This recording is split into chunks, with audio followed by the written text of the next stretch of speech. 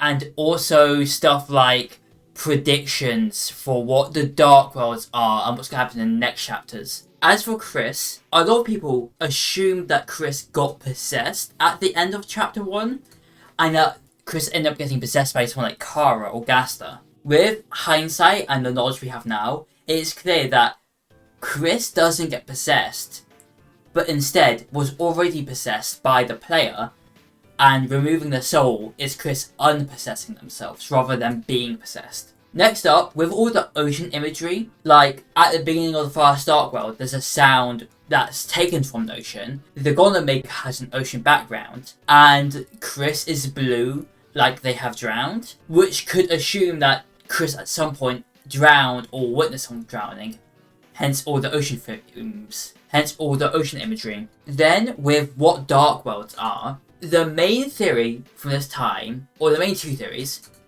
were that the Dark Worlds were either fully fantasy and them just like imagining stuff and having fun together, which wasn't that popular, or the one that actually turned out to be true was that the Dark Fountains take the rooms they're formed in and then brings all the objects in the rooms to life. At this point, that theory's basically confirmed, but I'll go over that in chapter 2 a bit more. The final theory thing I want to bring up was a lot of people thought that chapter 2 would have Chris go on a genocide run in the Light World.